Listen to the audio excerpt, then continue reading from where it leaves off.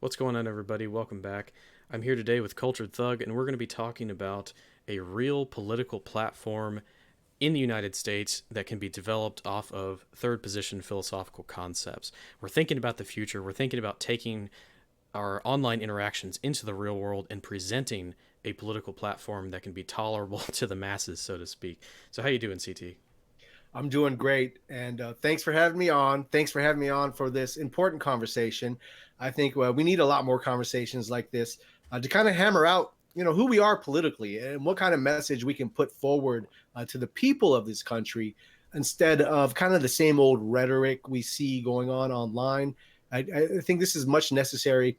I'm glad you're starting the conversation, and I'm glad you've invited me to engage in this conversation with you, and I look forward to the responses as well and people adding into this conversation. So thanks for having me on. And I think it's a good thing you're doing here. It's a good conversation you're starting.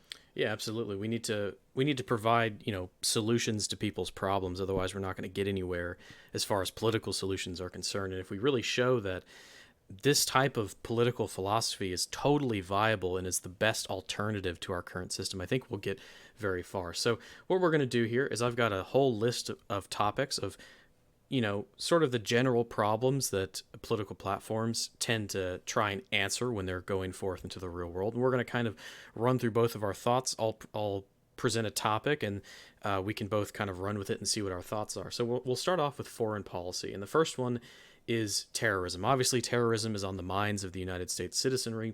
How do we deal with the current terrorist threat that the United States is facing? Well, I think we need to stop being so interventionist in the Middle East. I think we've chosen one side. We've allied with Israel, and we're willing to do their bidding in the Middle East. I think a lot of the terrorism we get is blowback for our interference and our interference for decades there now. And anytime they build up nationalist parties, we break them down for more globalist leaders we put in there or we help put into power. I think choosing Israel as an ally, we know Israel has not been a good friend to us at all. They steal information from us constantly. They attacked our navy in the USS Liberty. They tried to bait us into war with Egypt twice. First with attacking with the USS Liberty, and then with the Levant affair, blowing up an American embassy in Egypt, and trying to blame Egyptians for it. And yet we supply them with at least $3 billion a year. We give them numerous discounts on military equipment. And on top of that, we do their wars and we fight these proxy wars for them in the Middle East. So I think a lot of the terrorism we get, and then on top of that, we fund and support a lot of these jihadists that we're supposed to be enemies against at the same time so they can overthrow a more nationalistic governments, be they Ba'athist Party in Syria or Iraq. Yeah, So exactly. So yeah, yeah, so taking that stand, that interventionist stand on the side of Israel. This is not for American benefits. You and I haven't benefited one iota from anything we've done in the Middle East. No gas prices are cheaper for us at all. So we've benefited nothing. And it's all been for the interest of Israel. I think that's the biggest thing. And it's not being anti-Israel, it's hands off. Let them deal with it. Let's not give them money. They're rich enough. They don't need our money. They don't need our military help. They have such high IQs, right? They constantly remind us of this. right. So they can take care of it for themselves. And let's just be hands off. And if they want to battle with each other, they're cousins essentially, anyways, the Arabs and the Israelis. Let them do it. Let them battle. Let the best people win. Let's be hands off. That's how I would approach it.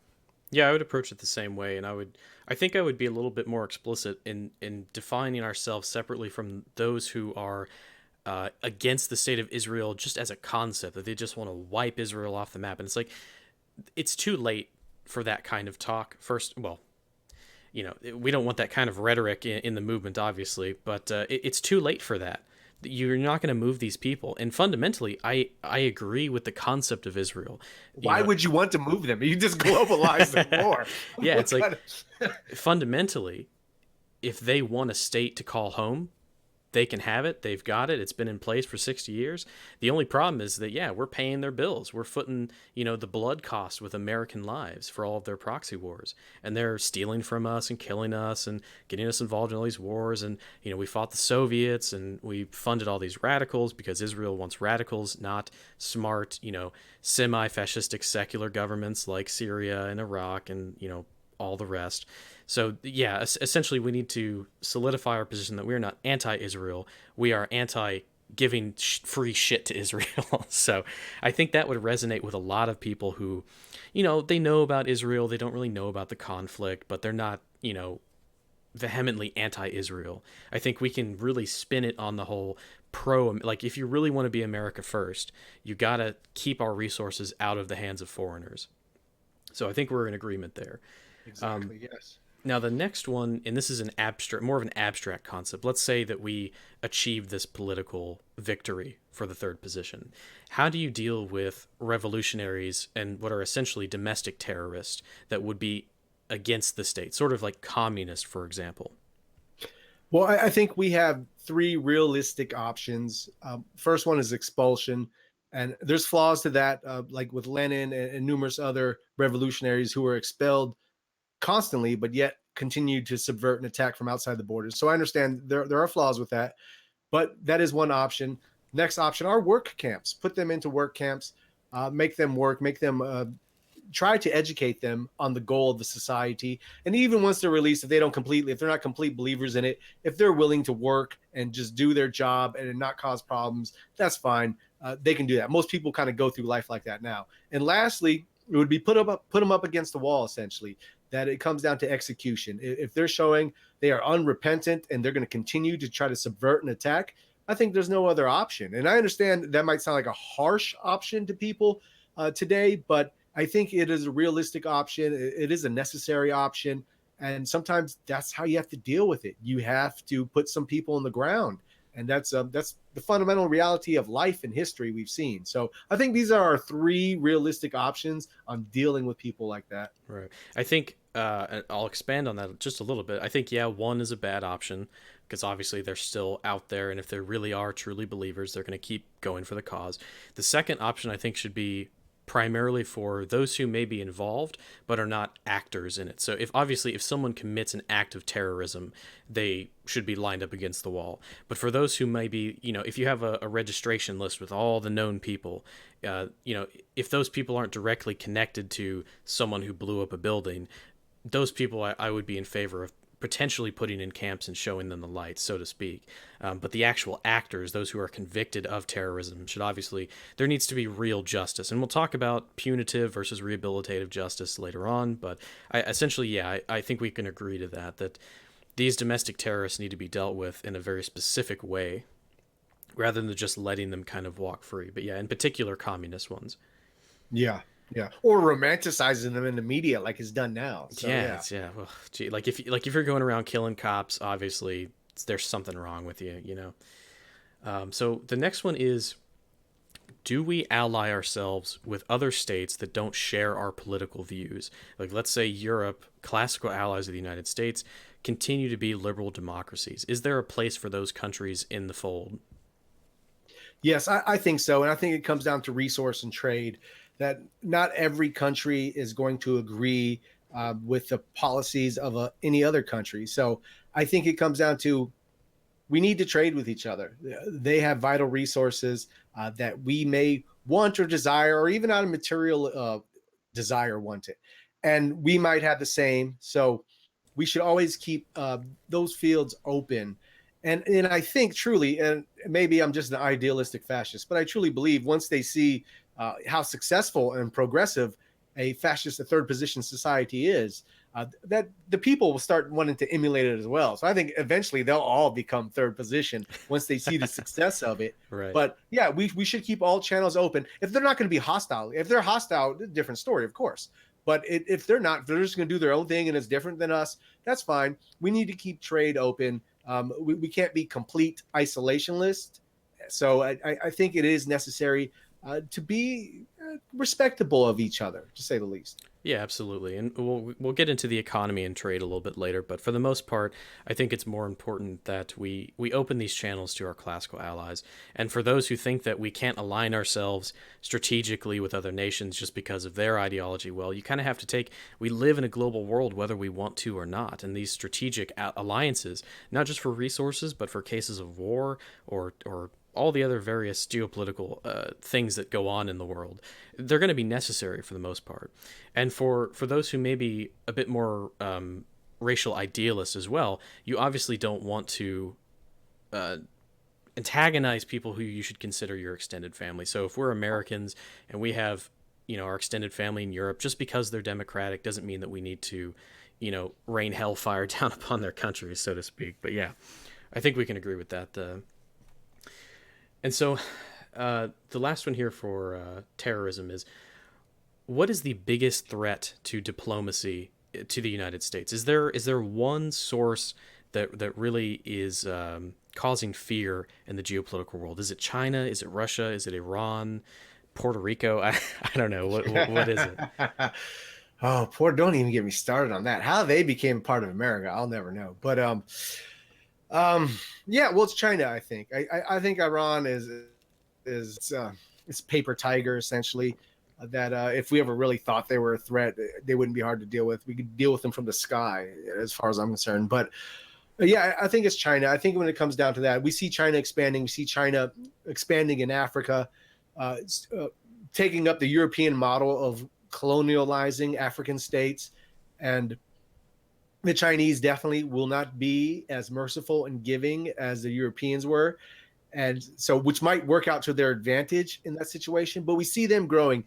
It's just where their manifest destiny is at. If they want to continue to grow to be the absolute world power, then there's going to be a problem there. But if not, maybe idealistically or not, would envision, 3-tier world power: America, Russia, and China. I think a lot of the world could be kind of maintained under these three world powers. And I think once we become authoritarian, which is natural to the Chinese and natural to the Russians, actually natural to man in general, Yeah, we exactly. kind of, yeah, we just kind of, went off the rails a little bit with all men are equal and all this stuff. So, and our leaders are stewards. They're not leaders anymore. We can replace them like a glove on a hand. So we kind of got into that mentality. So we got away from the authoritarian nature of humankind. They haven't, even though they've adopted the modernity as well, they haven't completely gotten away from it. So I would like to believe we can be allies in that sense. If we can't, if China's manifest destiny is an absolutist position, then of course there's going to be problems there.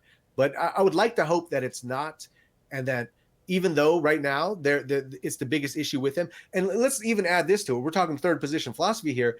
Why are they our biggest issue right now? Is because of capitalist politics. Because we sent so much work there that now we depend on them for so many things, and they can get into tariff wars with us and hurt us now because we gave so much power to them by giving them and boosted up their economy. They Yeah, I was going probably to say have they rely on us quite heavily as well. So big time. if we return to this sort of old style, I call it old style. It's the way it's always been done, where we are self reliant on our own resources. We don't import so much cheap Chinese crap. I think they're going to get a real reality check with that as well. I think we win that tariff war. Everyone's scared about this tariff war. I think we win that for the reason you said, because they're constantly suppressing revolutions in China, and the only thing that's keeping them ahead of revolutions taking them over is that their living standard has increased because of all the money they're getting from Americans. So Yep. you cut that off. You put their power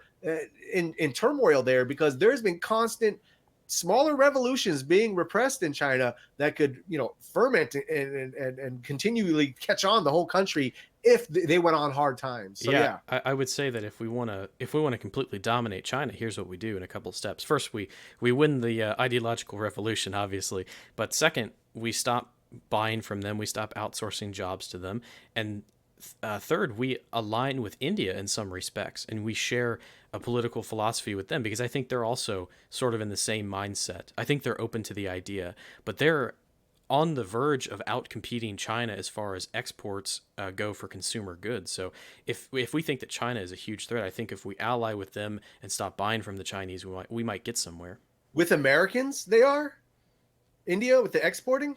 with it, the whole world. Oh, The okay, whole okay. world, I, yeah. I They're didn't know that. they're they're Wow, they're I didn't second. know that. I think they're second in manufactured good exports to the Western world.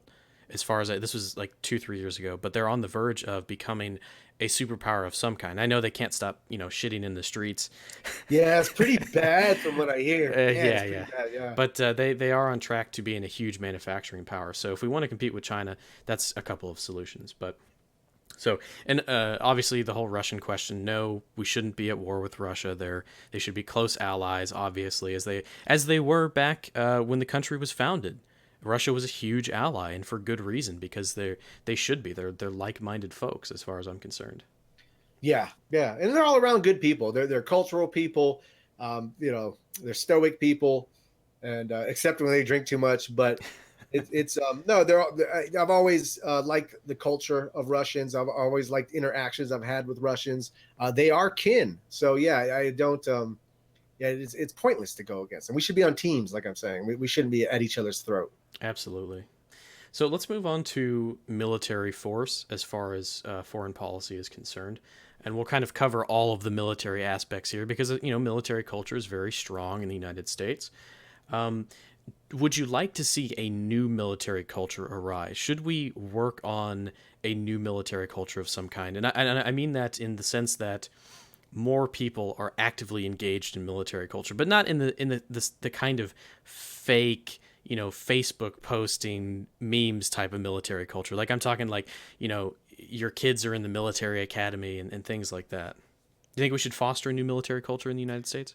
100%. I think everyone should serve at least a year or two at the age of 18, 19, once they're finished with, K through 12 schooling in the military. I think everyone should get military training, and numerous countries do this. I believe Israel, Turkey are some countries that do this. Numerous countries do this. It's for good reason as well. Um, Everyone should have a respect for the military. What I find disgusting is, and I grew up on military bases. My father was in the military 20 some odd years, Vietnam vet, all this stuff. And so I grew up the lifestyle of Army brat, traveling all around the world every couple years. And what I see, I hate first, the feminization of everything and all of this. It's not, you can't even be masculine in the military anymore, which is crazy. Right. It's insane. But on top of that, like they sell joining the military like it's a lottery ticket. It's like, oh, you get all this money for college, you get all these discounts for this, and you see these commercials telling you all these things, and you see this fat chick at school doing her thing, join the military, and like this isn't military at all. So yeah, we've completely gotten away from the masculine culture of military, and I think we need to rebirth that. And on top of that, I think every citizen of the country should have to be a part of the military for 6 months, a year, whatever is agreed upon, and they don't need to go into. They can go on to something else after that. I think they should also have to take part in land beautification projects as well for a certain amount of time. Yeah, and we'll talk about education, but I had some good ideas about how we can, because obviously we need to mandate that some form of education is given to children between certain ages, obviously. Now, some people have some contentions about whether mandatory military service is good.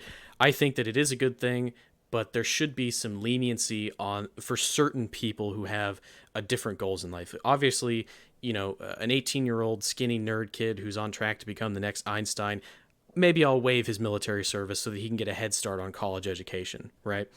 Maybe some things like that.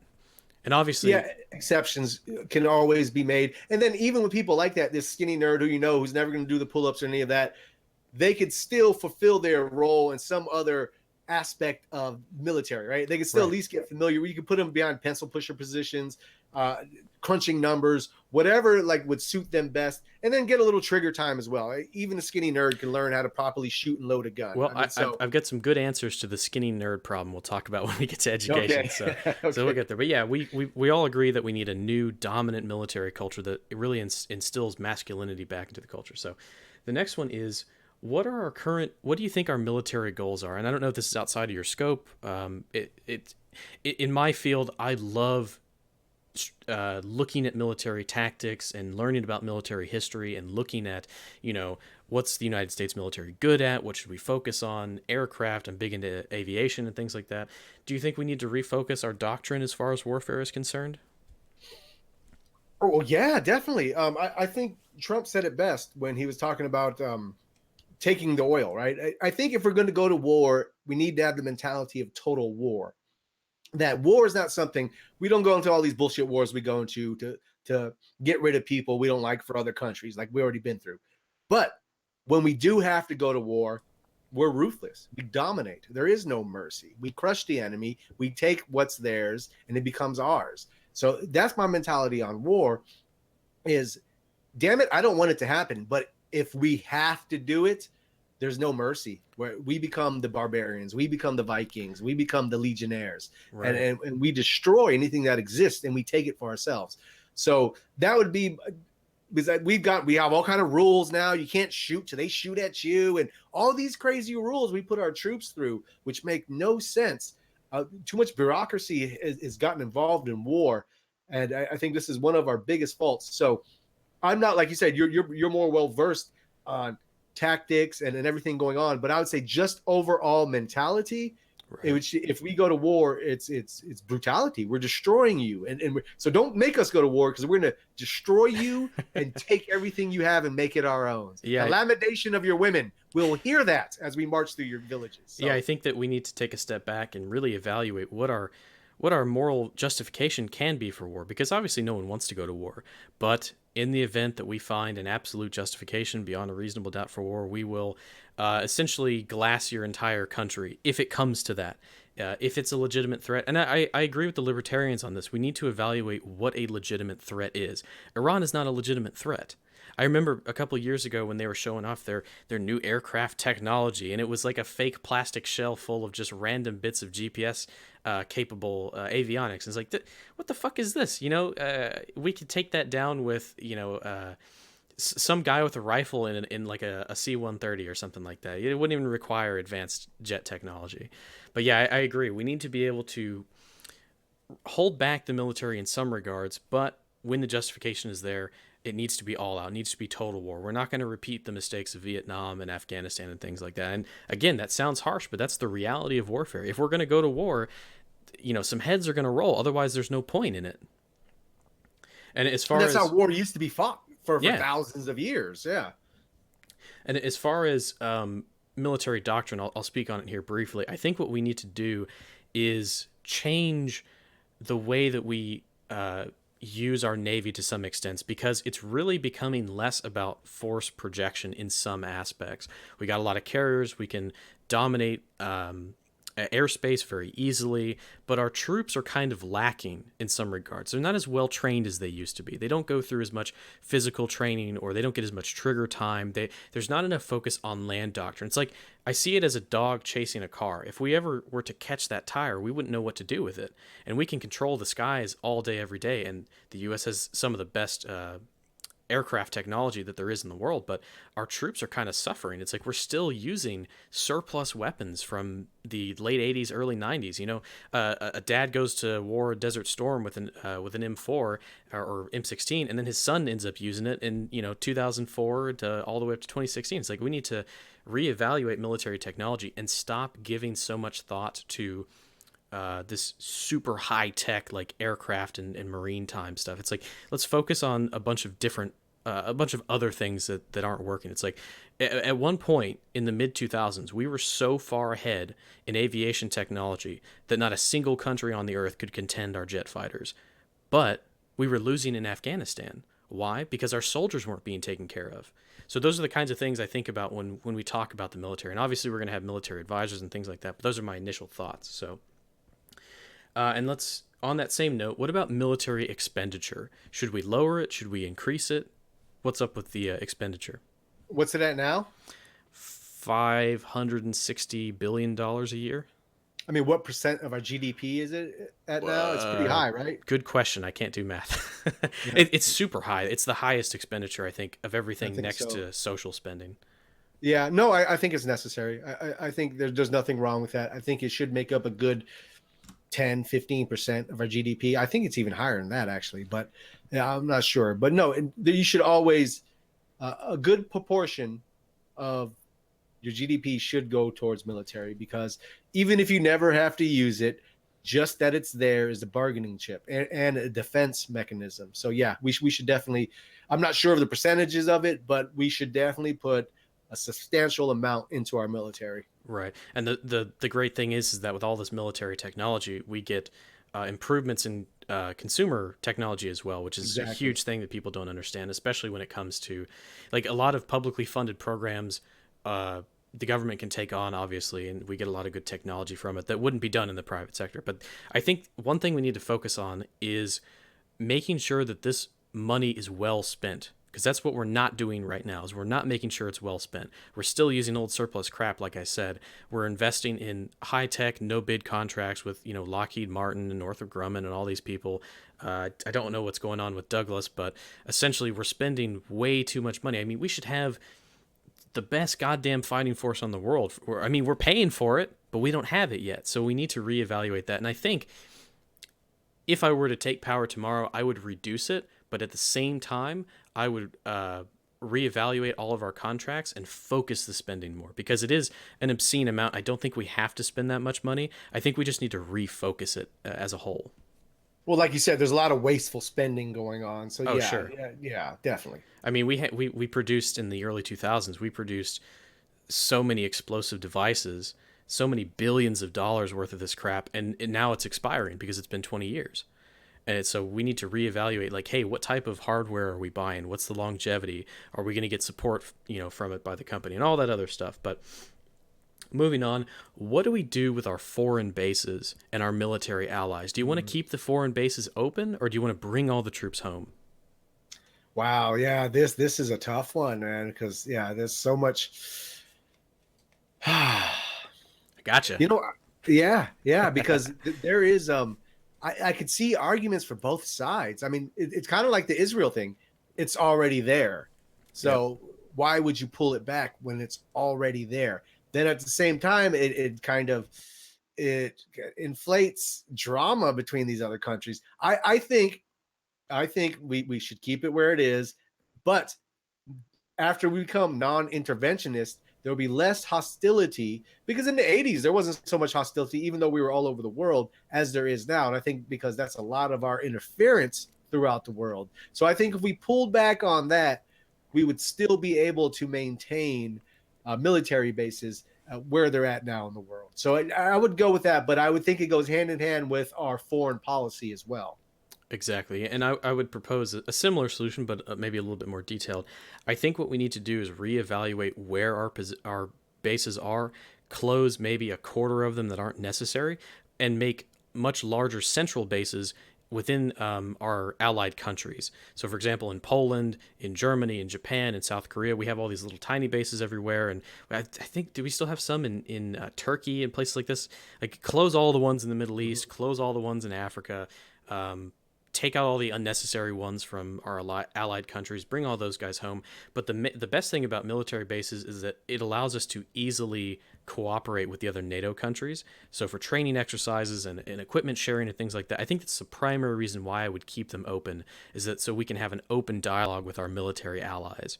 So I know there's some people like libertarians are like, shut it all down, bring it all home. And it's like, yeah, think about it a little bit more than that. So Yeah.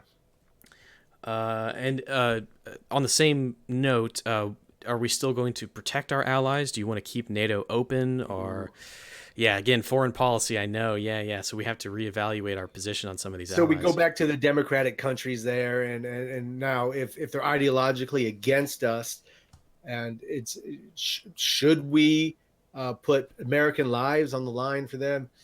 I guess Yeah, this would be kind of a instant by instant kind of issue, right? You would have to figure out who are your true friends. I mean, if you had like the Pact of Steel, and we had our Japan, Italy, and Germany, and you had ideological, we're all on the same page, then of course you're going to go to war for your brothers, or your ideological brothers in different countries, for sure. yep. But now when you're talking about if you have this liberal Europe or this liberal whatever country, yeah, it's I don't think we should. I don't think simply because we all put money into the same pot that we become allies. Is essentially what NATO is. So Yep. We're it's essentially subsidizing their defense, which allows them to get lazy, which is yeah. another huge issue. It's like, hey, you liberal fucks, we're protecting you. Like, Yeah.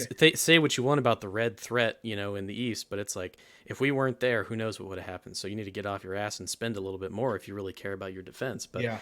Yeah. France and England are sort of holding the whole thing up next to the United States. But yeah, I agree. We'll have to. I think what we should do in this regard is make like a blanket statement, like just say we're going to reevaluate our political and military alliances or something like that. We're going to reduce waste, fraud, and abuse. Something simple and catchy like that, as far as Hmm. the actual platform is concerned.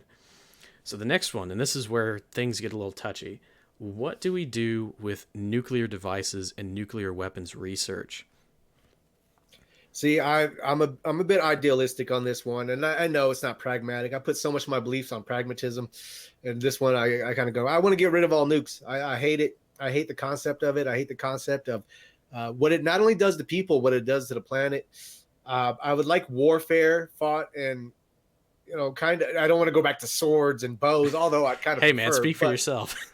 no, that's what I'm saying. I would prefer that, but I know Yeah, we're not going back to that. So I would, we're not going to, so I don't even know why I'm going to talk about what I would idealistically want because we're once again, like Israel and like our bases around the world, they're here and we got to freaking deal with them.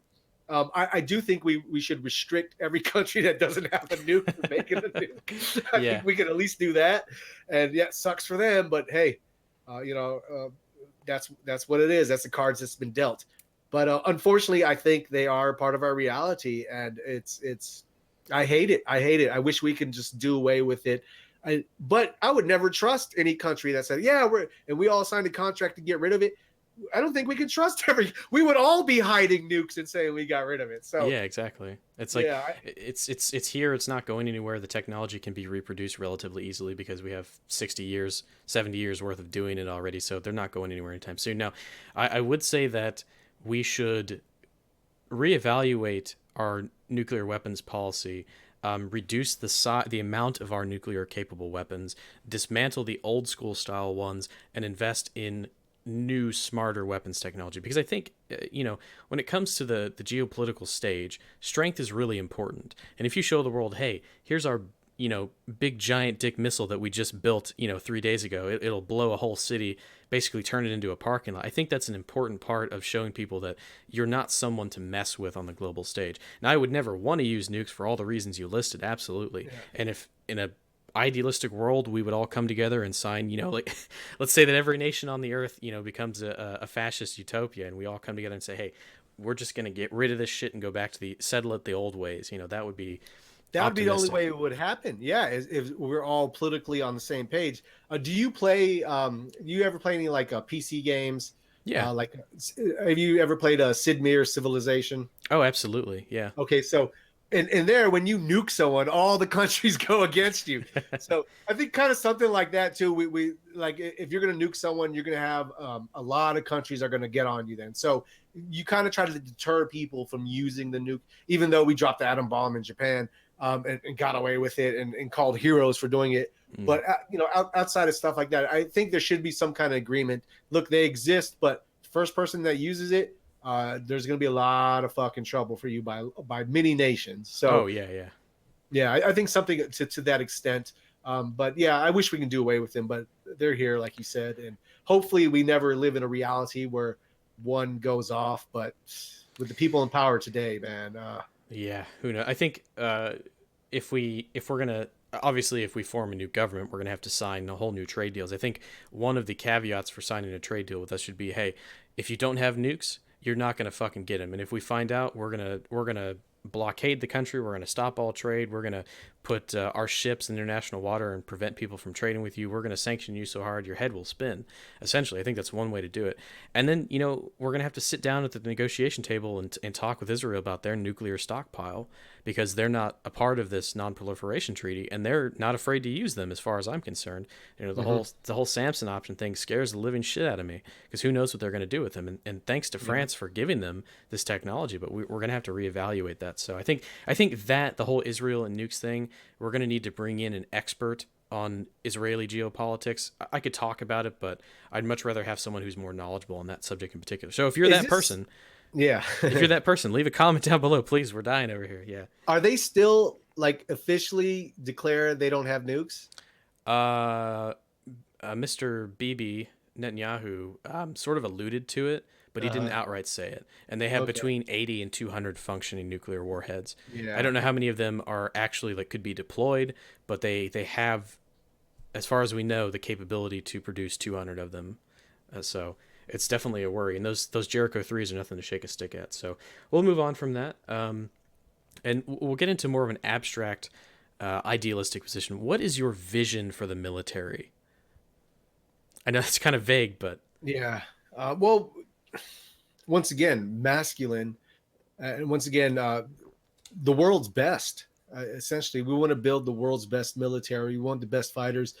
We want people that aren't enticed to go into the military because they think it's a better life and they'll get benefits for doing so. We want people who are patriotic, A, and who are glory hungry, B. So I think getting people like this, and I've met numerous people in the military that just knew since childhood that they wanted to be a soldier. There's something in them just I think we should encourage people like this to go into the military. Now, I don't want to go around the world once again doing what we're doing now, but I definitely want our military to have the mentality that if you fuck with us, we will bring hell upon you, and on top of that, non-military people to respect and adore their military, which doesn't go on today in large circles.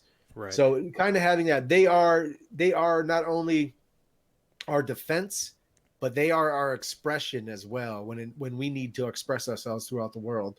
So I guess that would be my vague desire of the military, essentially to go back to classical times, to how the Roman legionaries were looked at and Well, how I'll they were part of the yeah, society. let me sum up. The reason I brought this up is because my vision when I think about military culture, I think about sort of this cult of the warrior class. Because right now, as much as I feel for soldiers who are forced to go off and fight Israel's wars, I can't respect them. You know, as much as I can empathize with them, I can't respect their decision. And I want to bring back this idea that your soldiers are one of the most well-respected classes in society. You know, a lot of that is still maintained in the southern United States in the more Republican conservative areas, but I want to bring that back, that sort of warrior culture back to the Western world because we've lost a lot of that warrior spirit. But that's the reason why I brought this up. So, Yeah, no, I agree. I agree 100%. Yeah. so let's move on a little bit as far as foreign policy is concerned. Nation building and imperialism. Now, we've kind of touched on this a little bit, but there are certain people within the dissident right who believe that imperialism is the way forward in order to recapture the European spirit. And this is something I have a problem with for many of the reasons we've outlined. In particular, Richard Spencer just went and talked about this on JF's new show and said that he can only envision a future in which the Western world is imperialistic again. And I kind of interpreted that as he still has this white man's burden mentality. And he even said that he thinks that non-whites are going to have to be taken care of by Europeans. And it's like I can't agree with that on any level. What are your thoughts? Well, 100%, I agree with you. And he also envisions all of Europe getting blanded out of their sub races and becoming this blague, The well, I'll say Duganist white. perspective, yeah. Yeah, yeah, yeah. So, yeah, no, fuck both of those options. Imperialism hasn't worked out, man. What colonial state hasn't returned back to the indigenous people? What didn't come back to bite? Britain, France, Germany, Italy, every country that had these colonial states, these imperialistic countries, this essential white man's burden uh, placed upon these countries, they always end up falling back to the indigenous people and at their own expense. And then on top of that, like we're talking about with the wars in the Middle East, it hasn't benefited our gas prices or anything, right? Yeah. Same with these colonial imperialistic things. They never benefited the common man. They always benefited the cotton mills, the big companies, the sugarcane companies going to South America and all The this. drug pushers too in Afghanistan. Yeah, the drug pushers in Afghanistan. So it never this imperialism never benefits the people, Well, and we get no if you benefit out look of it. historically at the data, sort of the I believe we have some records from the 18th and 19th century colonial periods where it was a net loss to be a colonial power. Overall, if you look at the grand scheme of things, we lost money on that deal, and especially now that we know, we see the after effects of it. we've lost out completely on this. Imperialism is not the way to go. And if you want to No, no, talk, no, yeah. if you want, I'm putting together a video on Thomas Sankara right now, and he was a part of a French colony in Africa, and eventually, the French lost their power. And just going through his story, you see the same thing play out in all colonial states. There's eventually revolutions. Eventually, the people there are bourgeois and soft, and they'll give up their power because they're comfortable people, while you have a struggling people underneath of them that are always willing to fight and have a sense of identity and want to have that identity back. So you always have to deal with that. If you're not going to go in there and completely demolish and crush the people, like maybe the Chinese will do in Africa if it comes down to that, if you're not willing to do that, then no, you stay away. You don't do it. It hasn't worked out. It just caused us more problems. Our interventionist policies in the Middle East have Europe being flooded right now by Arabs. So yeah, no, it hasn't worked out. And there's no white man's burden. Let the brown man, the yellow man, and the black man have their own burden and deal with it. We need to focus on our countries and ourselves, and we have everything we need, especially in America, especially as Americans. We have a huge landmass. We have oceans on two sides of us. I mean, we're very well off where we are. We have different climates all throughout here. right. So yeah, we're very fine. We don't need to expand and to usurp we, people we and kind of we kind of all already things. had our Lebensraum back when it was called Manifest Destiny back then. We've already taken all the land we need, and and, Exactly. and on a similar note, what should we do with places like Guam and Puerto Rico, these sort of de facto U.S. colonies? What do we do with those territories? See, this I personally, I'd say third position gets into power. They would have to go back to being independent, I believe, because there's nothing culturally American about these countries. And you can even say ethnically, if you're going to put American culture is based off of Western man at its root, then you could say there's nothing American about these countries and how they got into America. I mean, by dubious methods of politicians and pandering. But yeah, no, they should go back to their independence, and there doesn't need to be any hostility. It, just go back to their independence. Yeah, I think they'd be And happier too. Ultimately, we give them some yeah, autonomy I don't know. Yeah, but they initially. like the handout. Yeah, but so there is Guam would. I wouldn't classify the people of Guam like with the people of Puerto Rico. I think there's a big difference in their cultures and how they are as men essentially in these two different countries.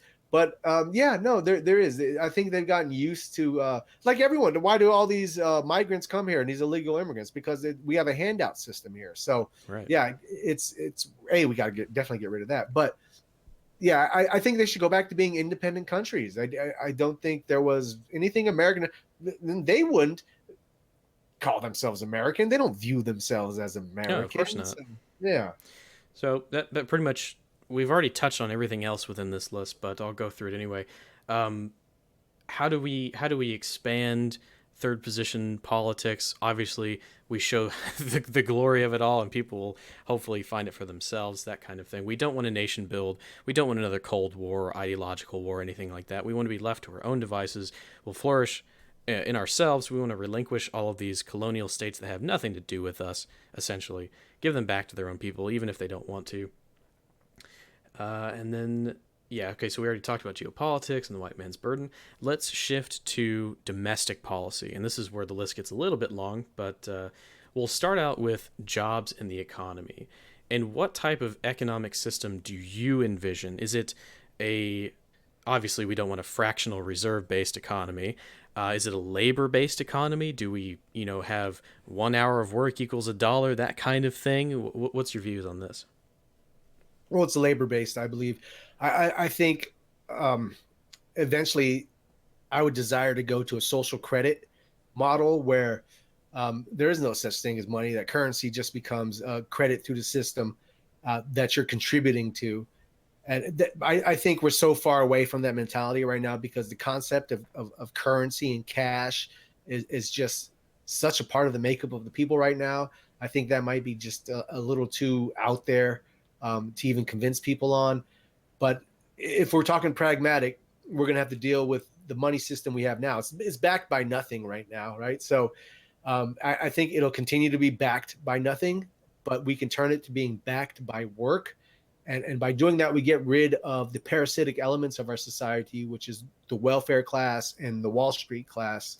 Yep. And because once it's work is what, and contributing is what gets you currency in a system, these two classes become useless, you know. So it's, yeah, they're Yeah. gone. And So so, yeah, go ahead. no, but that's it. Essentially, backed by work, currency backed by work and contributing to a system. Yes. I was going to say, what is your response to the Austrian system where we have a commodity backed economy, a gold or silver backed currency, so to speak? And I have a I, response to this, but I'd like to hear what you think. okay. Well, I love what Ezra Pound said about gold. He said, gold is a coward. At the first sign of trouble, it flees your country. So gold can be controlled by private interests, and they can hoard gold. And if your currency is backed on this material, people can hoard it and hold you hostage in a country with what they've hoarded. So I've never liked the concept of backing currency by a material. I think it's too easy to pervert that system. I Mm. think we've seen examples how it's been perverted all throughout history. And I kind of laugh at the libertarians. We're like, let's go back to gold. It's like, well, none of you losers have gold. You know, all the banks and the big people have all the gold. So if you went back to that system, you'd be still at the bottom of the heel of these people. So I've never liked the. I understand why it existed. We needed an agreement. And we needed something that backed the currency. So I understand how it came about, and it was probably good for a while. But I think we've transcended into an age where there's not enough gold in the world to amount for all the people and all the work that's going on. So yeah, I don't like the backed by material financial system. Yeah, it certainly may have worked in the past, but we've come to a point where it's no longer possible, and there's too many external actors that can take complete control of your economy. Classical example, the Hajj of Mansa Musa when he traveled across the Sahara into Mecca with his massive gold supplies. I don't know if you're familiar with the story. African? Yeah, Yeah, yep, yep, from Timbuktu or wherever yep, the fuck. Yeah, yep. so basically he enslaved his people, had them do everything. Well, he had them mine gold and said fuck everything else. So he had this massive gold store supply, and he went on a pilgrimage to Mecca because he's Islamic, I believe, and he traveled across the Sahara. And every town that he went through, he crashed their economy because he was just throwing gold like it was, uh, like bread essentially, and so everybody had massive amounts of gold. So you have this external actor that comes in and completely crashes your economy. And he went, I believe his travels was one of the things that led to the southern part of the Roman Empire collapsing because they couldn't compete with him. And we're talking about Rome, one of the most powerful empires of all time, couldn't compete up with one guy who just had a shit ton of gold that he enslaved his population to get. So it's like commodity systems may work if the world was a fair place, but it's not a fair place, and there's too much to worry about. So I think potentially, and this is one thing I'll have to read more about, would be a labor-based economy of sorts. So let's transition to trade policies. Do you have any specific trade policies that are different? Tariffs, taxes, uh, trading like one for one, like where you don't trade, like you don't want foreign currency, you trade good for good. Yeah, idealistically, I'd like the barter system. I think that works best. When we look at the Nazi economic system, that's what they used largely was the barter system. I think that's most desirable. I think everyone can benefit from that. So yeah, I would support a barter system when we can. Yeah, and I think we'll have to flesh that idea out so it makes sense to the average person. But essentially, we want to go back to the good old days where you could trade a chicken for a goat, or a couple women for a cow, or essentially, maybe not that extreme, but we want to go back to a fair system because It depends how bad you need those goats, though. I mean, come on. women or goats, it's a hard decision. But Yeah. we have to reevaluate. Like, do we need this worthless foreign paper on our soils? Do we need currency exchange? Like if we need 5,000 tractors and we have 10,000, carts full of coal, let's just do a one for one trade. Like, why can't we have an open dialogue with these countries and do a barter system the way I think nature sort of intended? We don't need this middleman in order to do our trading. It complicates things to such a high degree that the average worker can't understand how his goods get outside the country. And I don't know if you saw it, but I did a video called Simplicity in Governance. Did you No. see that? I was talking about how one of the fundamental things that we've lost in society, I see this as a virtue, is that governance used to be relatively simple. The economy used to be relatively simple. Everybody could understand it, even if you couldn't read or write. You could have someone explain it to you in a couple sentences. Everything was easily understood, and that way, when you engaged in these practices, you could understand it and apply it correctly to your life. Because how can someone live under a legal code that's 160,000 pages long? Like, no one can do that. If it takes you, 100 lawyers 3 months to write a single bill in Congress, no one's going to read it. So I think we need to return to that, especially in economics. It needs to be simple so that everyone can understand it. Exactly, exactly. They turned it into this creature now where everyone bows to it. So yeah, it's become ridiculous. But and you said a key thing in there, middleman. That's what really gets in there, and the speculators and these people that Parasites. parasites who become the middlemen now. This it makes it gives them the advantage in this kind of system. When it's a barter system, it's hey, we in China are going to trade these resources because we have an abundance of this and they have an abundance of this, and we each need it so we can trade this. Then you have the middleman come in there and they fuck everything up. And there's interest, there's currency at play now. And yeah, we completely get rid of the middleman. And I think this has purposely been created, this kind of trade system, to get the middleman in there essentially. Right. It's another stage of usury economics, just to strip as much money as they can, to the parasitical class. And I think it might be worth reevaluating some of the mercantilist policies of Europe in the 15th and 16th centuries, because I think they might have had the right idea on some things. It's something I'll have to reevaluate for a later time, but we have to not idealize the past, but really evaluate what made those economies so stable and successful. I know stable, when we're talking about old economies, the whole, what was it in the Netherlands? They had the flowers that crashed their economy because they were relying so heavily on them. The Right. tulip economy that crashed the Dutch economy. Yeah, we'll have to Yeah. worry about things like that. But anyway, so tax policy. What is the tax policy? Obviously, I'm not in favor of an income tax or anything like that. I think a flat tax is relatively fair up until a point, and then when you earn a certain amount, you'll pay slightly more than the rest of the people do. Like, so a lower and middle class pay flat tax. Once you're in whatever we determine as the upper class, you pay a little bit more. What I are your agree thoughts? 100%. I don't need to add anything. That's exactly what I believe in. Yep. And do you think that we should reduce the tax burden on our citizens, or should we be in favor of raising it, or reevaluating it? Maybe keeping it the same, but In favor of raising it. And why do I say that? I don't know. Maybe I'm getting ahead of myself here, but if healthcare and education, I would desire them to be nationalized. So you would have to put more into the system to have that. But I think that benefits people because today, as it is, you're already putting into insurance and you're paying taxes. So you're double dipping essentially. And then even on top of that, you get something serious like cancer.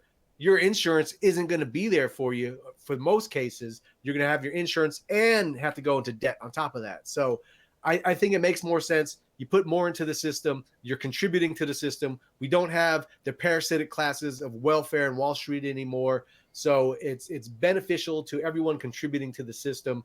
And I don't think there would be too much, oh, taxation is violence bullshit coming from people when they're part of the team and the structure of the society. So yeah, well, I would think we'd need to put a little more into it to make that kind of society where you have that. But I wouldn't expect it to be a burden on people. right.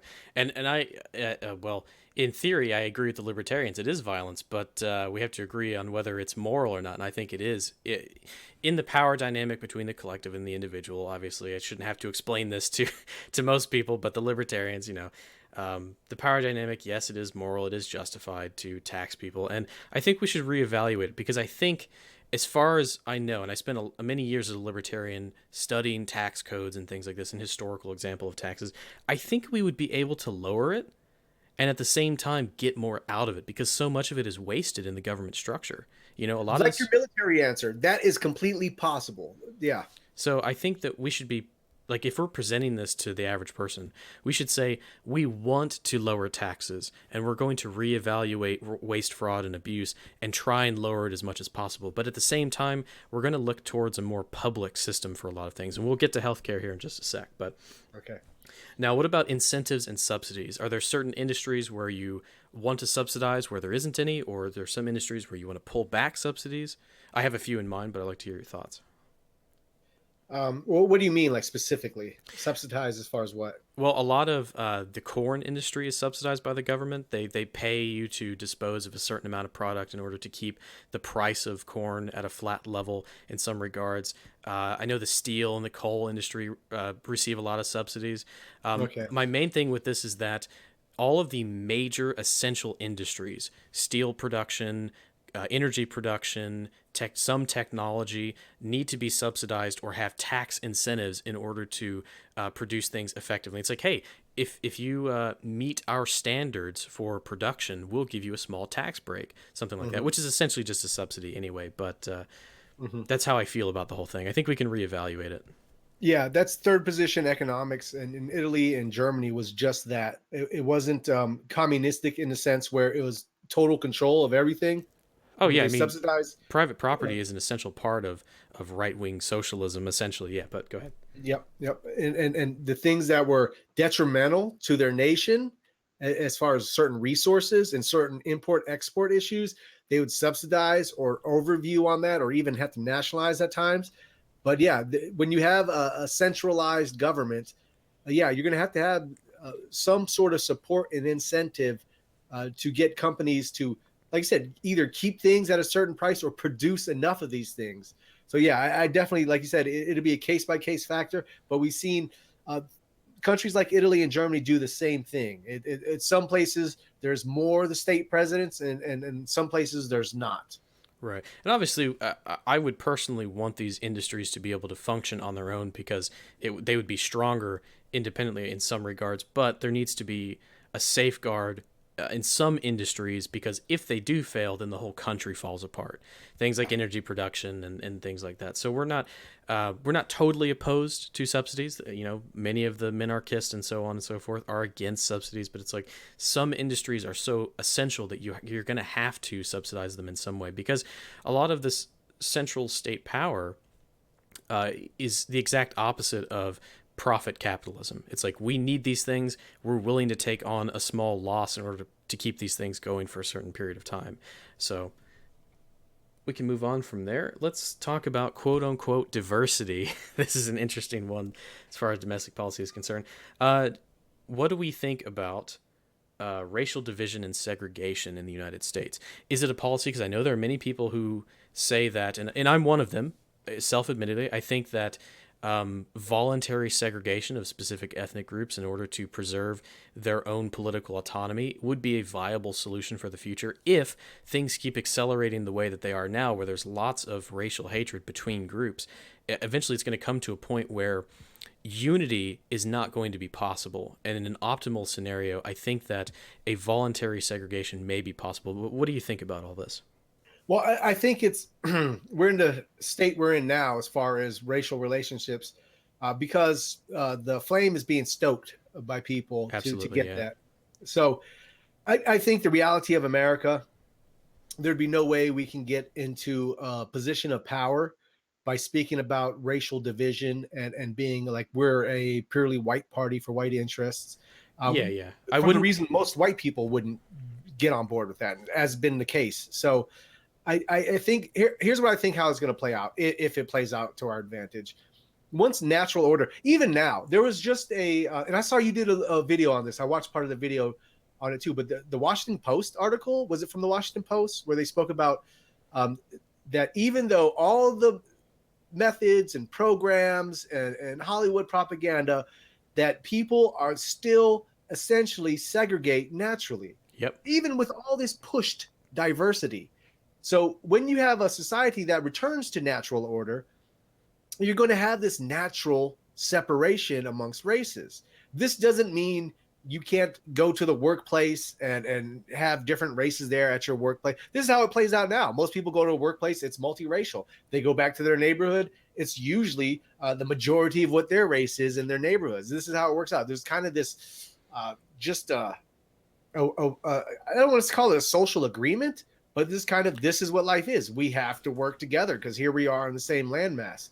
I think once we return to natural order, we'll have that even more. Now, imagine a society where you're not having white guilt, white privilege, and get rid of white people playing on television, preached in public schools, and all this. You have a society that speaks about race realism, but like it was over 100 years ago in this Yeah, country, we all where just kind you, of knew. It was intuitive that there were differences. And it's like, hey, yeah, in particular, the United States, there's this really great black ministry that I've listened to a few times called ATLAH. Are you oh familiar with yeah, them? Oh, Reverend yeah. Manning, yeah, Yeah, yeah, I hell mean, yeah, I yeah, love yeah. him, yeah, He's right. America used to be a nation where we kind of did our own things. And yeah, there were some fucked up government policies that we're not going to continue or anything like that. But people naturally segregate themselves. This is how human identity psychology works. We naturally want to be with people who are genetically similar to us.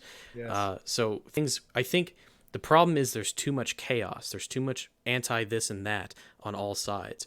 So yeah, I think what we should do is prepare for a scenario in which that doesn't stop and the actors aren't put in their place. You know, people like George Soros, if they're not stopped, it's going to keep going. It's going to get to a point where we have potentially active race riots in the country. And at some point, we may have to sit at the negotiation table and say, hey, we're just going to be over here, you're going to be over there. I think it's a possibility that we should prepare for, but one thing that we should work towards is establishing order in the country rather than this racial chaos that we're in today. And yeah, people are going to segregate. That's just how things are. Um, the I, country. Go ahead. Yeah, sorry, I'm thinking. I do. I firmly have the belief that once natural order is restored in this country, that we, since we're already, the hand has been dealt. We're like 60. You see all kinds of stats, but I'm just going to say we're 60% white right now, 40% non-white, and we're already being replaced by the birth rates of people born, I think like 5-6 years ago. So we're already being replaced as far as that goes. I think that can be stopped. I think this country can remain majority white. I think once it's not majority white, it's not America. The culture and everything else disappears. I don't even think most non-white people actually want that, because there is a certain benefit and reason why Europe and the Western states and countries like America are being flooded by non-whites, because there is something to what the Europeans have built. So I think they would even be shooting themselves in the foot. So I do think we can come to, and even like I said, with all this race mixing propaganda and everything else, there's not huge numbers of people of race mixing with each other. There's not. Right. In the echo chambers, they cry about it all day long. But when you look at the general stats, there's not. When I go pick my kids up from school and look at all the families, 90% it's black parents, white parents, Mexican parents with their kid without breeding out. Of course, you're gonna have the small. So I think we even reduce that number when we return to natural order. And at the same time, I think we can survive without killing each other through bullets or sperm, and have that to where I kind of envision it as kind of being like what the Roman Empire was. And I'm not saying it's going to be a parallel to that, but kind of the same essence of, you're going to have this empire, Americanism, that's over everything, and you're going to have these subcultures within that. And then, but these subcultures, they can exist, they still pay tribute to Rome. And this is what's going to happen within America. You still, the flag, the idea of America, et cetera, is what bonds us. This is our common destiny. If this flag fails, this concept of this nation fails, it hurts the black community, it hurts the white community, it hurts the brown community, it hurts the yellow community, et cetera, et cetera. So for that reason, you can be yourself. You can have your ethnic foods. You can have your ethnic music and your cultural expression within your areas. But at the same time, we all adhere to Americanism, and we all contribute and work towards that. And I think doing like that, we get popular support, which is, I think, is detrimental to winning power in this country. I don't think an extremist, or waiting till everything falls apart. It's like, I really get sick of these people, because it's like, go ask the people in South Africa how waiting till everything fall apart Right. works out for them. And they had white nationalist organizations who were suppressed and beat down by white police officers 20 years ago. So, I mean, we see the same thing going on in this country. So I think we can win through populism. I think once media and education are taken away from our enemies, and we can return to natural order, that everything changes there. You look at blacks, and a lot of people in our circle, the whites, will complain about what's white, anti-white propaganda and all this stuff. But you look at blacks too. They have no idea who they are. They've been separated from their roots. Their Black History Month are the same slaves and Martin Luther King, spoken about every year over and over and over again. They have no idea of they're gods and goddesses of Africa. They have no idea of the cultures and anything else of who they were, where they came from. Once they understand who they are, and same with the Europeans, we understand who we are and where we came from. This instills this pride. This instills this identity in people that makes them less willing to give that away. So I think we can have that through the control of education, through the control of media or oversight. I don't want to say control; it's too strong of a word, but oversight of that. I do think we can have that. And some people say it's idealistic, but I say it's less idealistic than thinking race war now. So Exactly. Yeah. Now, yeah. I did just do a presentation on the ethno state with a follow up stream, and what I said was this is the optimal scenario if things can continue to go along they are, and I think that it's important to maintain the demographics of the United States because it's not America if there's no white people, obviously, and No, even if we're a minority, it's not America. It's yeah, yeah, yeah, it changes. Yeah. and so I think one of the things that we should consider is creating laws like the same laws that places like Mexico have, which is the native demographics, which are white Europeans, should be the primary focus. And if there's anything that threatens that, we need to evaluate it and get rid of it. So like this endless immigration, I guess I think we'll get to immigration here soon, but Okay. things like that. So there used to be a mode of thinking in the United States where everyone could sort of coexist and there wasn't as many problems. But that all changed when Marxism was introduced on the worldwide stage and they inflamed racial hatred. And I know there's a lot of bad things out there on both sides. I get it. And we're never going to have that perfect unity because that's just how humans are.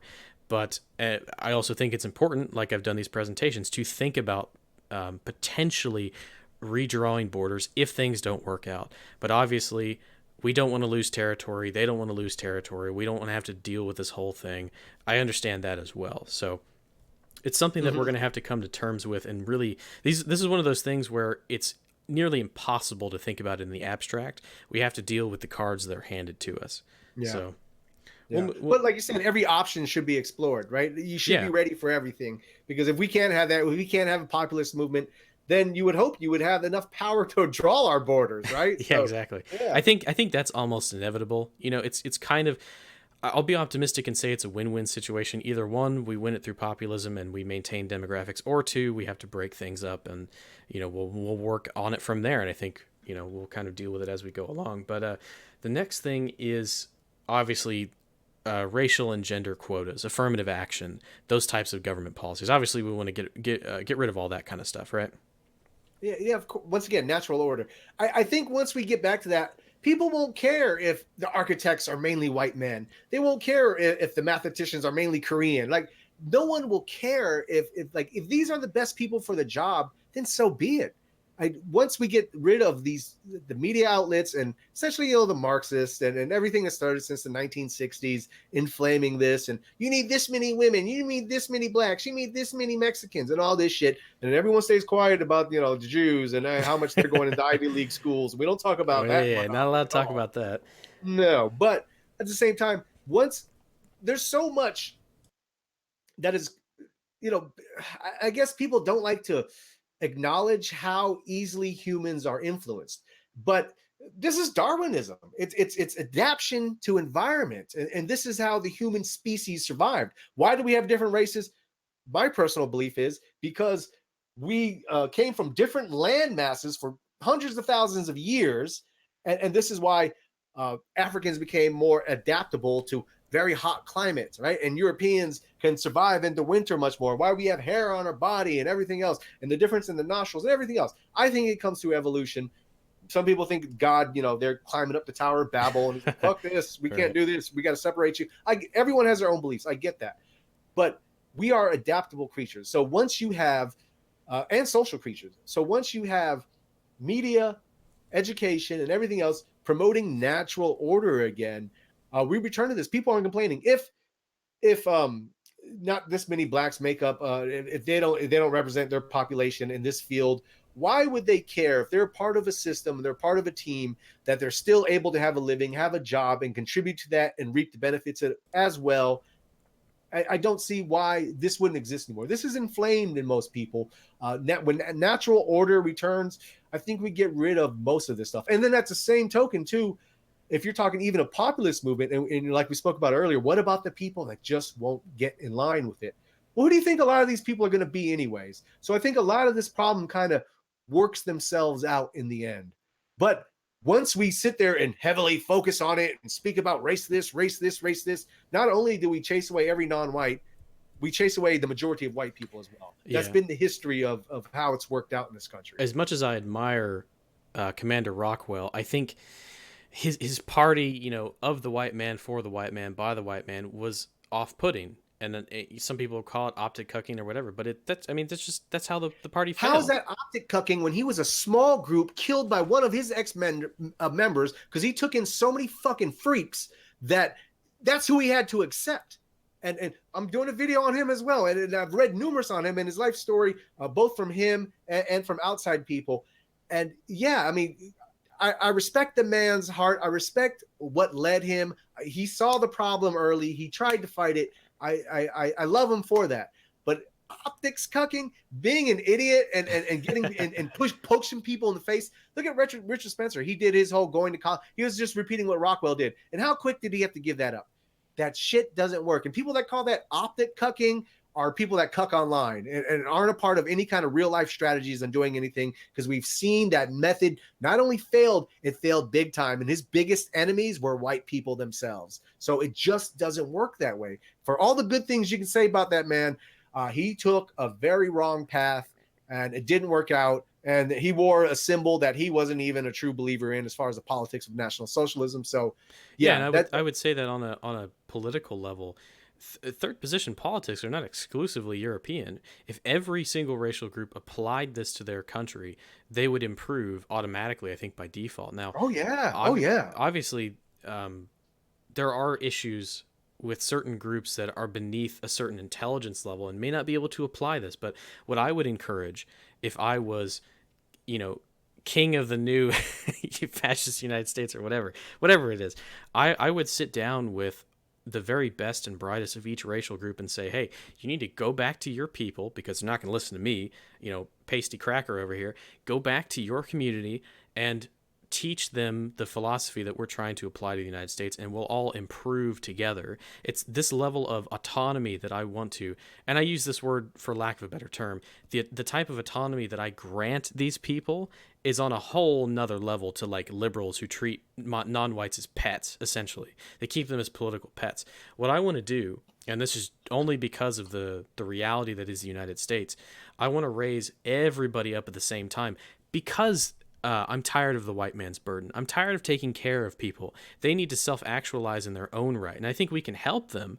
But honestly, it's it's a long road ahead of us. No, But we can help them by giving them a kick in the butt and say, hey, be a man, exactly, yeah. motherfuckers. Just Yeah. pull the welfare out from beneath them, Mm-hmm. fix the family unit, show them a new way of thinking.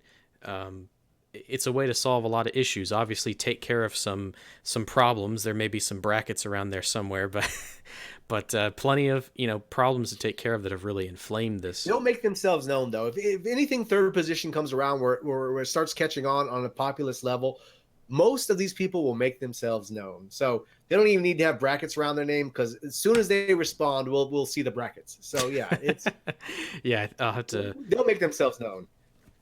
Yeah, for sure.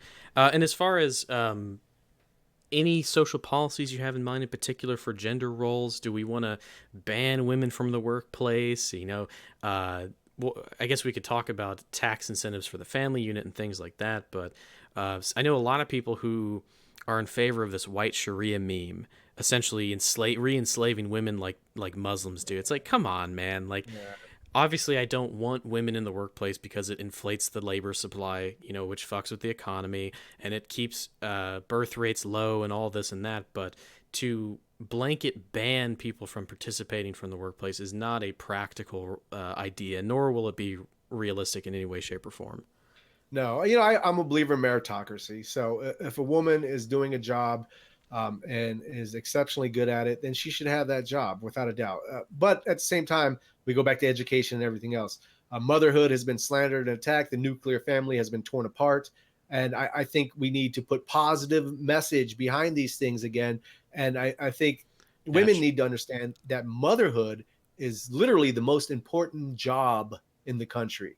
And they've been so degraded and thinking they need to toil in the mines with the men to have some worth. It's like, no, we entrust you with the future of our nation. There's no other important job than that. So it's, I guess, bringing that message back will help a lot of women with tax incentives to women who are working and then they take off of work to have a child and to raise a family. Tax incentives for that. I think when you have nationalized healthcare, you help with a lot of that as well. So I think it's that. But at the same time, like I said, this white Sharia now or whatever else stuff is ridiculous.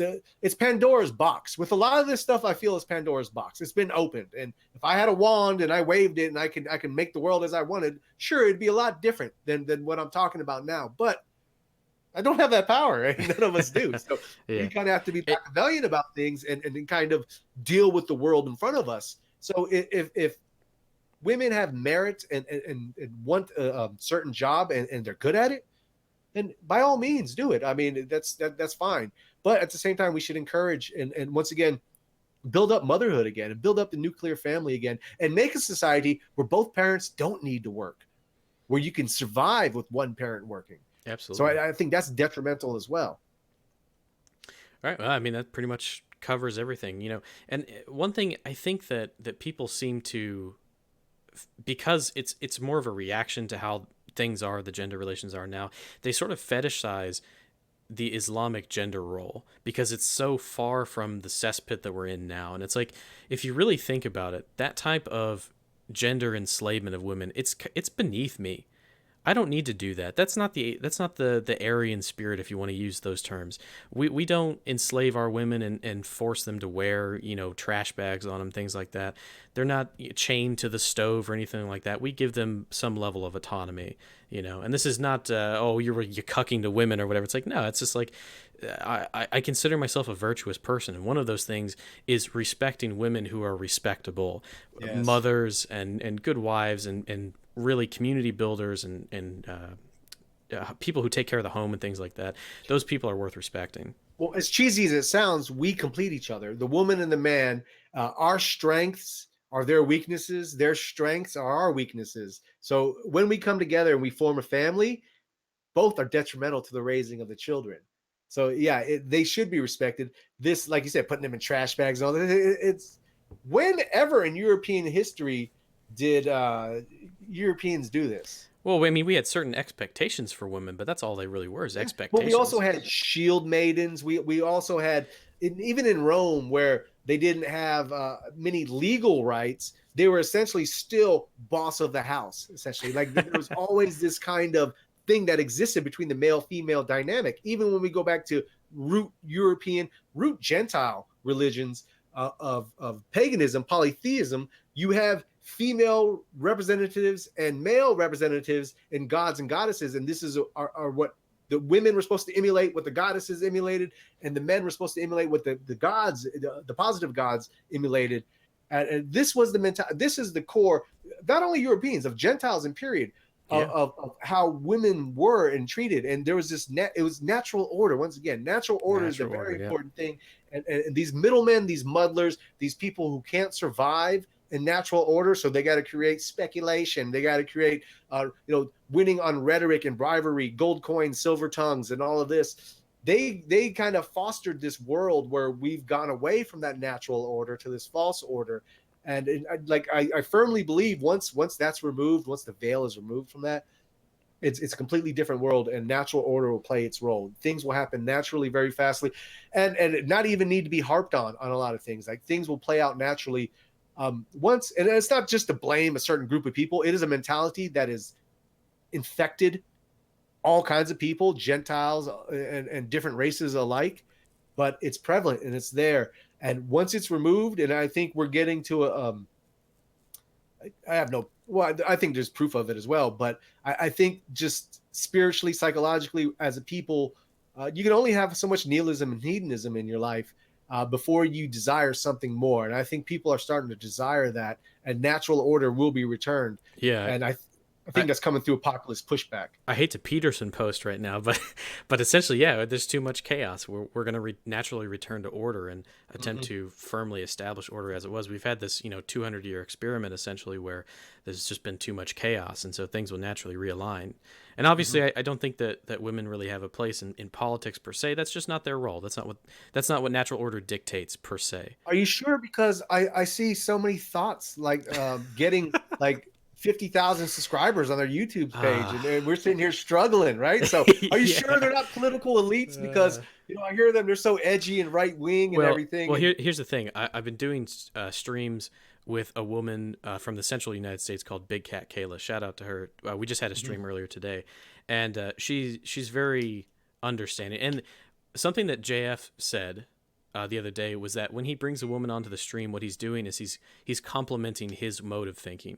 So when he brings a woman on, it's very human, right? It's like you said, the balance between the two genders. So he's very detail You sure it's oriented. not to get hits and shekels from the chat? I I mean, I because think it I that's think what it might gets you be, but views.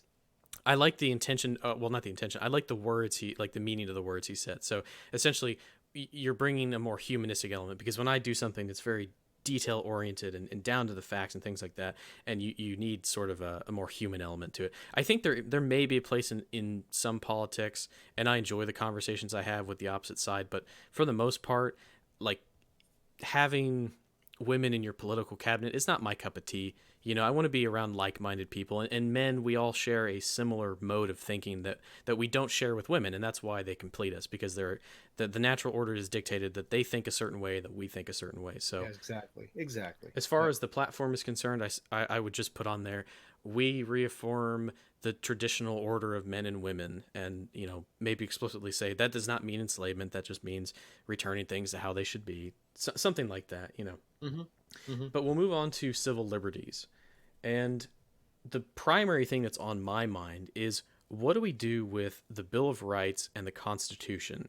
Do we need a new one? Do we need a brand new Constitution? I've got some thoughts on this, but do you have any initial thoughts on this? Yeah, yeah, yeah, definitely. Yeah, definitely we do. I mean, and this, I think this is going to be one of the hardest mental hurdles for Americans is to get over their beloved Constitution and Bill of Rights. They think this paper protects them, but it doesn't, and it hasn't protected this country at all. So, yeah, Yeah, we're going to have to keep a lot of the foundations of what was created with the Constitution, I think. But yeah, it does need to be revamped. Essentially, there needs to be a lot more of the human dynamic taking into thought instead of just like this. We're all born equal and all of these things, and understanding what really is in human nature.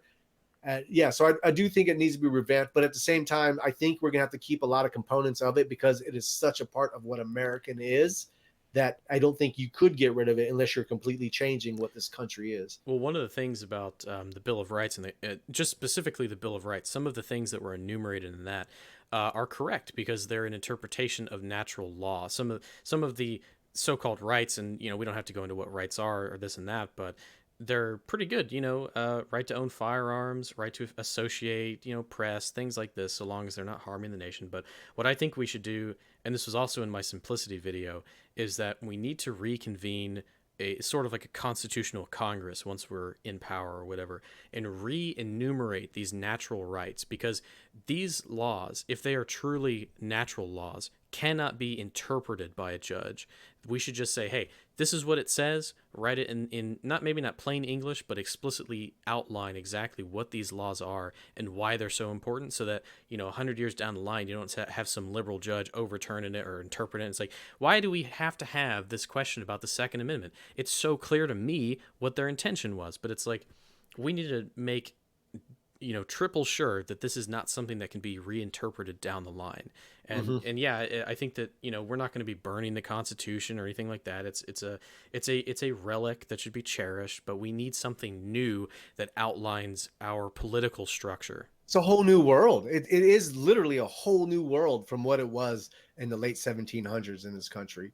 So it's who's the quote come from where the tree of revolution needs to be soiled with blood time to time? Is it Is that Jefferson? I think is one of the founding fathers. Yeah, I know what you're Yeah. talking about. Yeah. Yeah, Um, so I mean, same kind of mentality. I mean, it is. It comes down to that. Things do need to change time to time, and especially like you said, when it's a lot of things are so abstract, like we can literally fight over the Second Amendment now. It's like, are you crazy? yeah. It's so like clear and plain, I would imagine, but yet still you can still debate it now. So yeah, Yeah, I think that if we should have a like a Bill of Rights that says, okay, these are the fundamental natural laws that we're going to enumerate and protect, because that's what the state does. It's there to protect those things and enumerate them. We have a constitution that outlines the structure and form of the state, however that may be. We'll have to come together and figure that out at some point. Maybe we'll do another video on that about what the fascist constitution might be. But the third thing that we need to do, and I just had a conversation about this on my Discord, is how do we preserve this mode of thinking? Because obviously none of us alive today knew what the founding fathers thought about politics, and back then no one could understand where they were coming from, because their theories and the way they were thinking was so far flung from the average man that they couldn't comprehend it. So what I proposed is that we have a great, fascist thinker, whoever might arise at the time, write a 21st century doctrinal book or philosophical book that outlines our mode of thinking in plain English for everybody to understand, and make it required reading for every single citizen in the educational system, and say, hey, this is how we think. This is how we can legitimize the state. This is the philosophical principles that guide our actions. And again, if you don't know how the government works, you cannot possibly function normally within it. So it's very mhm. important that the average man can understand why we're doing the things that we're doing. And it needs to be written in plain English so that people can understand. Because the founding fathers wrote a lot of books, but a lot of it really wasn't in plain English. It was a lot of, pie in the sky philosophy. And we can understand it, obviously, today if we go back and analyze it. But we need to make a new fascist Bible of sorts, so that people can plainly understand, here's a principle, here's why, here's where it comes from, here's how we apply it. And it can be short, it can be, 200 to 400 pages or something like that, but it needs to be written alongside when we're establishing the government, so that it almost like, you have your constitutional convention and you got a guy in the corner who's just taking notes, and he ends up writing the philosophical book later to say exactly how we came to these conclusions. Mhm. Something like that I think is very key. Oh So yeah, like Mao's Red Book, like Hitler's Mein Kampf, like Mussolini's Doctrine of Fascism. You always need something like that out there to put it in layman's terms too, and explain the core of where the philosophy and the political action comes from. And it does need to be mandatory. So yeah, it's definitely there needs to be something like that. I think well, hopefully, yeah, that's coming in the future. That there would be material like that as third position philosophy continues to grow. And I've noticed it more and more people I've run into, especially from the alt right, who started off like alt right libertarians, getting more and more into third position philosophy. So I'm seeing a turn in that in people. That I think we're going to reach a stage where people get more and more educated and then able to produce content themselves on what would third position philosophy in America look like. right. So yeah, I think we're reaching that stage where we'll start having more and more works like that. I was just thinking about you talked about the civilization games. Have you ever played Hearts of Iron 4?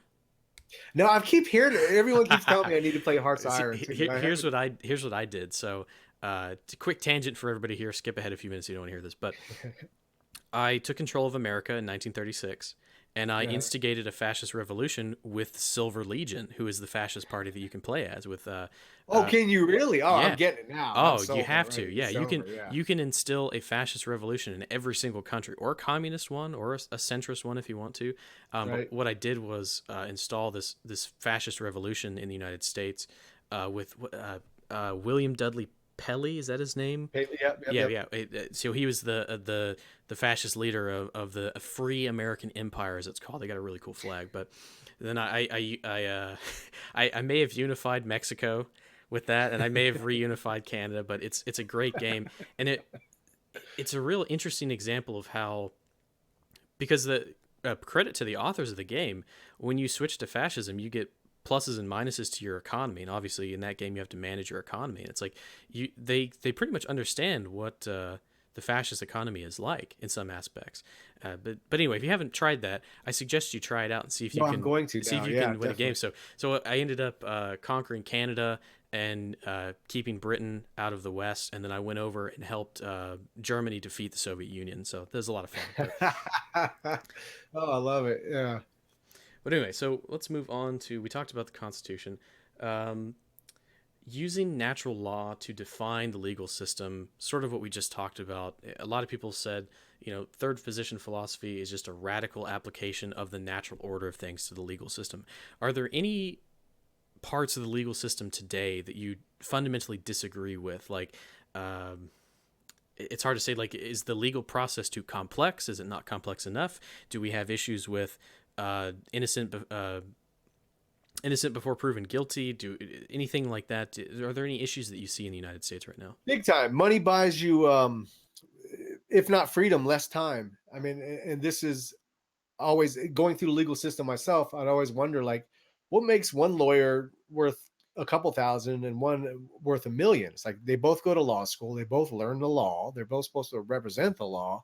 So what is this? And you see, it's usually because these lawyers either have stature with a lot of the judges in town, so they'll get more favorable decisions towards them, or maybe there's something more corrupt going on. I don't know. I can only speculate.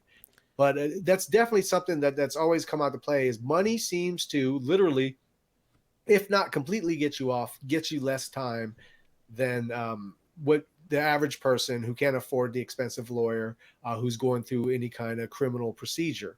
So yeah, that is definitely something that needs to be looked at.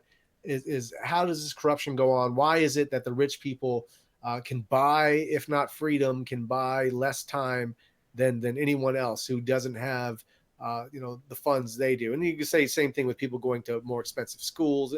Same kind of problem. There is a money problem there, and a corruption through money. There's so many things wrong with the legal system, but at the same time, we're dealing with a legal system that is taking on a lot. We have a lot of crime going on in this country, and so I think when you deal with the legal system, you also need to deal with the crime issue. And I think that's going to come through the culture of the society as well. Absolutely, yeah. And once you change that, I did an AMA a couple of days ago, and someone asked me, like, hey, what would you say needs to change with Black people first off?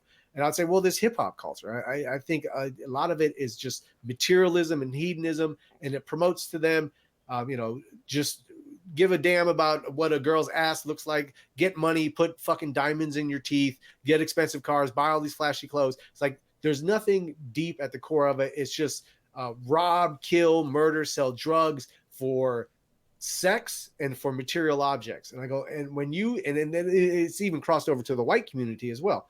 So when you have this message being implemented in the youth of people, and they look at what is to be a man, oh, it's to have all this gaudy material on me. It's to get all this money, and it's to have the best looking girls or whatever it is.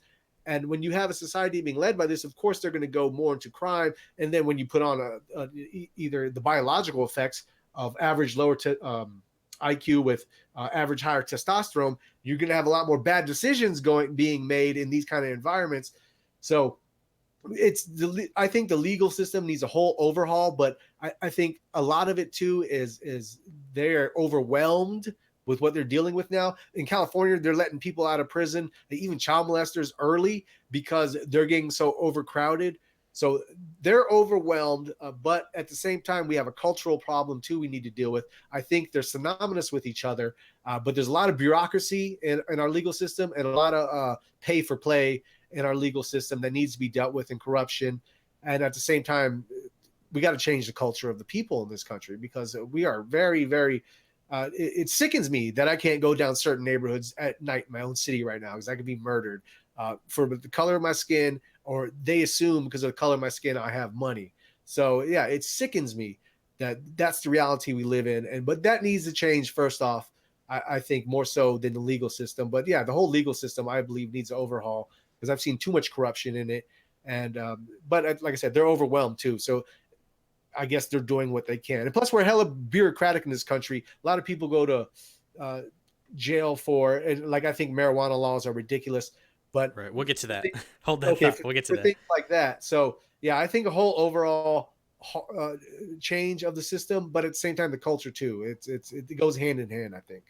Right, and I think one of my main points was, again, simplicity, reducing this bureaucracy, and as far as the platform goes, real justice for, and that includes people who are innocent, changing the mentality of the legal system, which is to say, you get flogged before the public court, in public opinion with the media and all of this. It's like, as soon as you're as soon as someone says you're guilty of a crime, you are guilty of that crime. And the court system kind of reflects that, especially when it comes to the civil liberties of fathers and of men in general. It's such a shit show, and so many people are losing out on their rights. So I think if we applied a little bit more of this natural order theory to our legal system, we could fix it. And there needs to be actual justice rather than, either whether it's, someone like Clinton getting off scot-free. The law doesn't apply to people like that.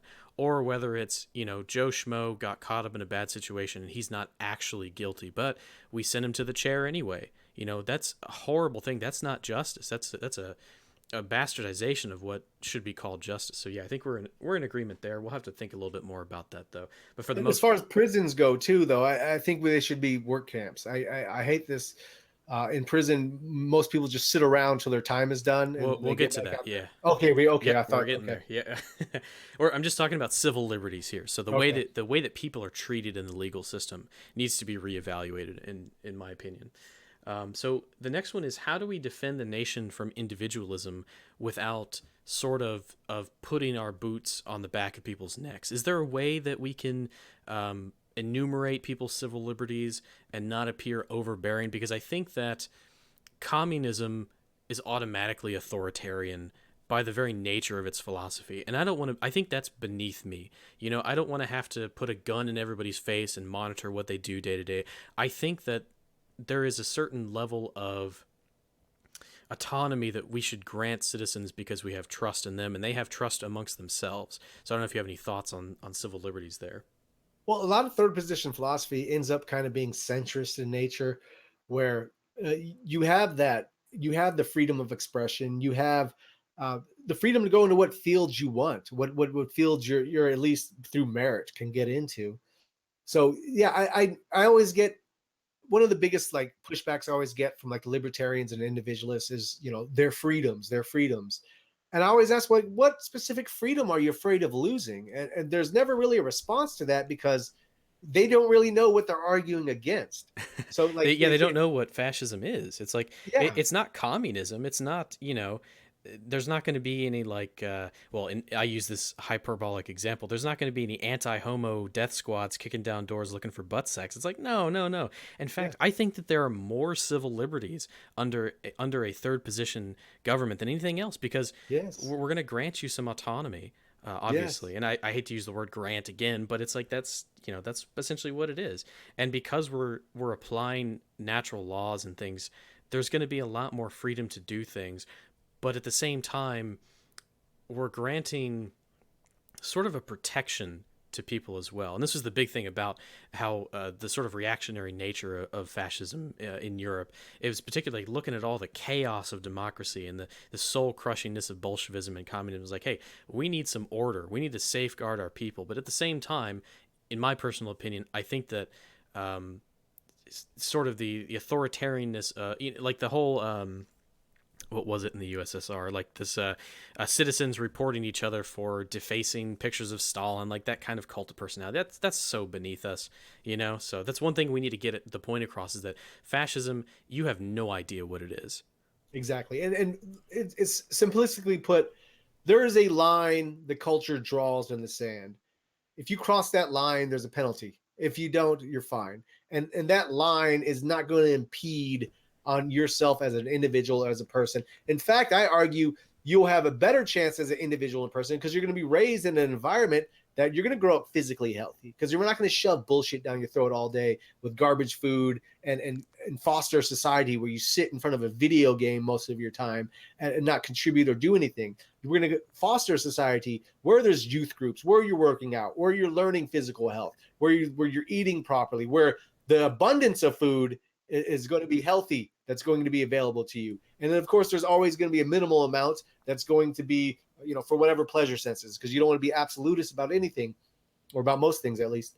So that all exists there. And I keep saying there'll be less laws in a third position society than there are today, Yeah, it'd be because you get simpler. rid of this crazy bureaucracy where everything, because most things are, they're trying to get money out of the citizens. Another form of taxation, all these speeding tickets, all these tickets for this license, this registration, this sticker on this. It's like, oh, you got to, get a new this, so you got to pay more to this. And it's like there's always something they're getting money out of you from.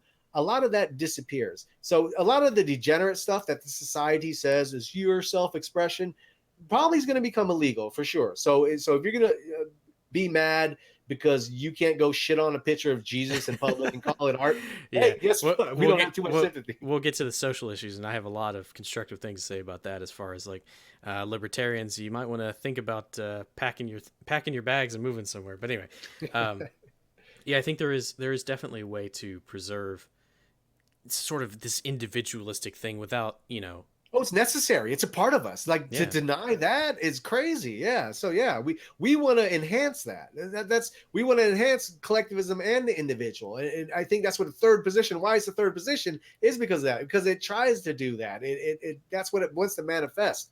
We are best when through our individual self, our individual ego motivating us to do something great. I mean, this is how a lot of the great things were created, through the individual mind thinking outside the box and doing something. So yeah, why would you want to hinder that? We don't want to create drones. We're not bees. We don't have a hive mind. So, but we are connected to each other, whether people want to acknowledge that or not, and we are bound to each other. So guess what?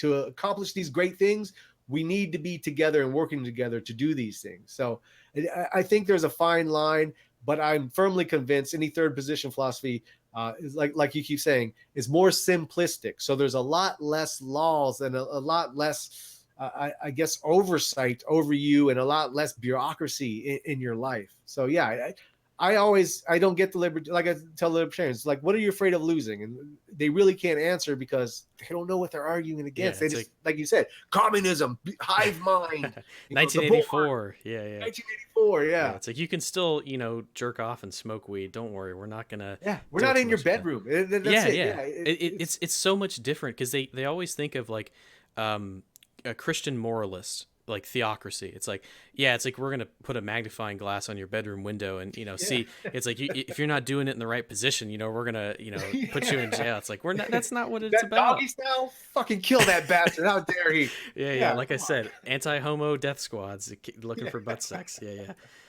Yeah, we have to reaffirm that this is a whole new thing that people are not used to, and they're already agreeing with it. They just don't know it. Yeah. Yeah. That's the, I believe, the fundamental truth of it. Yeah. And sort of along similar lines, collective consciousness. Is there a way through government policy that we can raise collective consciousness in any way? If you have got any thoughts about that. Oh, definitely. Well, definitely. Like I've been saying, a lot of it comes through the media and the education. We are adaptable to our environment. A lot of people like to believe, and as individuals, you can think for yourself. But when you get amongst the group, there is a herd mentality that takes place, and it happens all the time and all throughout history. So yes, either through a cult of personality, either through education, either through entertainment, uh, a collective kind of direction can be made and fostered and enhanced into people. I think this is detrimental. Personally, for me, like I think the next step for mankind is beyond this planet, and I think, and this may be my own personal thing, but I think in order to achieve these great things, we need to have this collective mentality. We need to understand a greater good and common goals. It's like we Yeah, really need to understand this. We can't just be individuals on our own little islands ourselves, and the world is just for our pleasing and our use, I of our personal I would selves. say that the collectivism, for lack of a better term, it's inherent to evolution. That's just how we operate. Oh yeah. The ANCAPs back in the Stone Age didn't last very long because it's not sustainable. It's built into us to have group identity and associate with tribes and things like And a that. hierarchy as well. Yeah. Exactly. Yeah, yeah, and have this sort of social structure. Society as a concept is what allowed us to get to where we are. So when we say radical application of natural laws, this is one of them. The collective, no matter what, will always be stronger than the individual. And Oh so yeah. if you want to raise yourself up, you need to join a collective of some kind. And I'd Mhm. like to talk to you sometime about collective or group rights, but that's a whole other issue. But let's